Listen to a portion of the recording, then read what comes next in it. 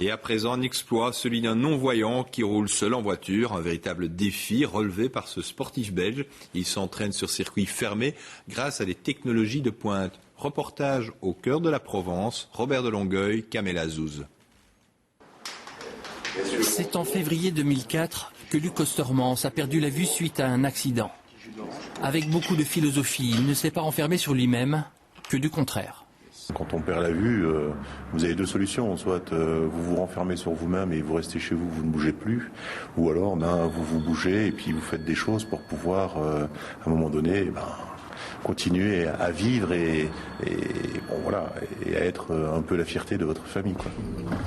L'équipe arrive sur le circuit de l'Édenon pour concrétiser un projet imaginé il y a 2 ans à peine. En première mondiale, un non-voyant va conduire seul un véhicule. Dans quelques minutes, c'est la réalité qui dépassera la fiction. Pour réaliser cet exploit, la haute technologie est au service de l'humain. La voiture est équipée d'une caméra, d'un ordinateur et d'un système électronique couplé à un système GPS ultra précis. Mais aussi de lasers dont le système de type chauve-souris renvoie des informations sur la configuration de la route. On est parti du principe très proche de ce que pourrait faire un copilote de rallye. Donc on va avoir des consignes volant relativement discrétisées, mais qui permettent de couvrir toute la plage du volant. Et on a des consignes de freinage avec un décompte, 8, 7, 6, un décompte à la seconde.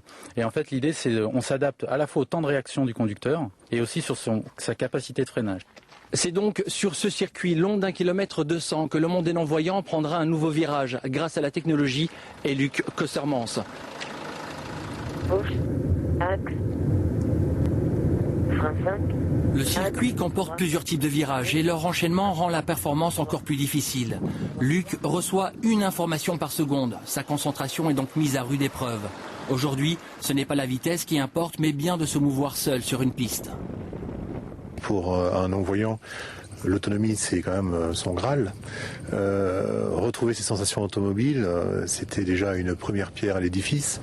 Ensuite, mon challenge ultime, c'était de pouvoir piloter une voiture seule, comme je pouvais le faire en tant que personne valide. J'essaie aussi de me prouver à moi-même qu'avec un peu d'aide, on arrive à être aussi performant qu'une personne valide. C'est ce que j'essaie aussi de montrer aux autres personnes, parce que moi j'ai la chance d'être dynamique, d'être très entouré familialement et de faire un certain nombre de choses, mais il faut penser aussi qu'il y a d'autres personnes déficientes qui sont beaucoup moins entourées, qui ont beaucoup plus de difficultés, je vais dire, pour pouvoir se réaliser.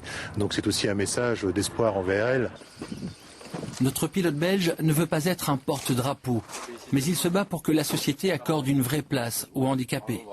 Un défi qui n'est pas vain, car les ingénieurs envisagent dans un futur proche des systèmes d'assistance et de perception pour des non-voyants piétons.